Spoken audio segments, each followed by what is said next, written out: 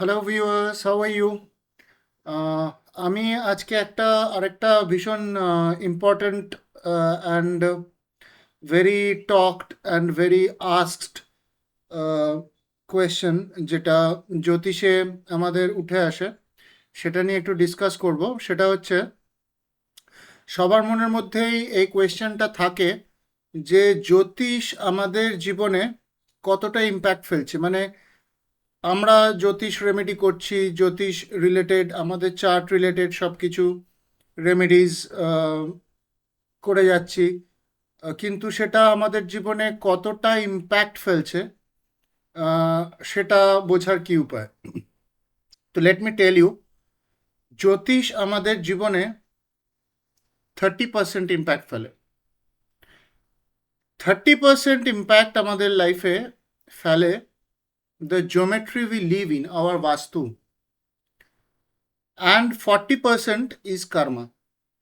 তার মানে, with Jyotish and Vastu, we can smoothen our 60% of our life, and rest 40% is our karma, আমাদের হাতে, how we do it. তো 30% এই যে বাস্তু ব্যাপারটা, এটা হচ্ছে দ্য সেক্রেট জিওমেট্রি যেটাতে আমরা বাস করি। তো সেটা 30% ইম্প্যাক্ট আমাদের লাইফে ফেলে। এবং let me tell you very frankly, 90% আমাদের বাড়ির কারোর বাস্তু ঠিক নেই। এটা নলেজের অভাবে আহ, আমরা কোনোদিনও সেভাবে চিন্তাই করিনি জিনিসটাকে।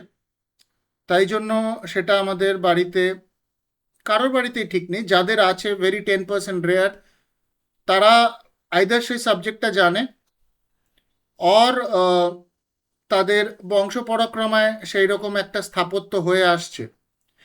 তো যেখানে বাস্তু ইজ ভেরি স্ট্রং, আপনারা দেখবেন যে পুরনো স্থাপত্য যেগুলো আছে আমাদের হিস্ট্রির, যেগুলো আমরা দেখতে যাই আর কি, সেগুলো এত হাজার হাজার বছর ধরে, এত শয়ে শয়ে বছর ধরে কি করে এক্সিস্ট করছে? অনলি ডিউ টু পারফেক্ট বাস্তু। আর আমাদের যে বাস্তু আমরা তৈরি করে রাখি, সেটার মধ্যে প্রচুর ফল্টস আছে, এবং that impacts 30% of our life, because আমাদের বাস্তুতে all directions has got a planet power in it. There are deities in each and every direction, এবং কোনোটা আমাদের জলের পজিশন, কোনোটা আমাদের এয়ারের পজিশন, কোনোটা আমাদের ফায়ারের পজিশন, কোনোটা আমাদের আর্থলি পজিশন, কোনোটা আমাদের স্পেস পজিশন। তো সেটা যদি আমরা ঠিক করে, as per our chart, as per particular vastu norms, সবার জন্য সেম, সেটা সেইভাবে যদি আমরা আমাদের বাড়িঘরদরকে একটু মডিফাই করি, it impacts 30% of our life. তো অনেকেরই বাড়িঘরদোর তৈরি হয়ে গেছে, তারা কি করে সেটাকে রেকটিফাই করবে? কিছু জিনিস আছে রেকটিফাই করা যাবে না, আর কিছু জিনিস আছে যেটা ডেফিনেটলি রেকটিফাই করা যাবে অ্যাজ পার দ্য প্ল্যানেটস। এবং আহ, তার মধ্যে সবচেয়ে ইম্পর্টেন্ট যেটা আমাদের জীবনে, দ্যাট ইজ আওয়ার পূজা স্থান।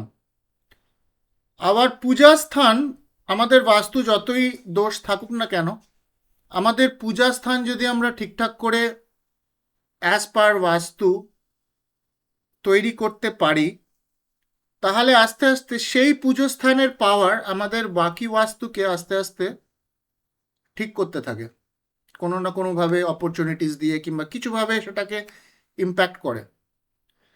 তার মধ্যেও একটা ছোট্ট একটা উম, আহ, একটা আইডিয়া আছে, যেটা আমি আপনাকে দিচ্ছি, যে সব মানুষের কিভাবে পুজো করা উচিত, কিংবা কোন ডেটিজের মূর্তি পুজো করা উচিত, কিংবা সেটা হচ্ছে, as per our chart, there are four types of deities which we can worship in our puja altar.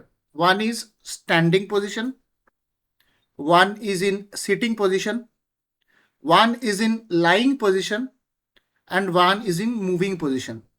সেটা ডিসাইড করে কার চার্টে কোন ডেটিসকে সে পুজো করবে। It comes out from the chart. And আপনার বাড়ির যে পুজো স্থান সেটা হচ্ছে হায়েস্ট বাস্তু, এবং সেখানে সেই বাস্তু যদি আমরা ঠিকঠাক করে মেনটেন করতে পারি, 30% অফ আওয়ার লাইফ যেটা আমাদের বাস্তুর জন্য এফেক্ট হচ্ছে সেটা আস্তে আস্তে রেকটিফাই হওয়া শুরু হবে। It's very interesting. তো আমাদের টোটাল লাইফটা আবার আমি বলি, জ্যোতিষ remedy impacts 30%, Vastu impacts 30%. 60% of our life is impacted by Jyotish remedies and Vastus. And the rest 40% has God given to our own hand. That is our karma.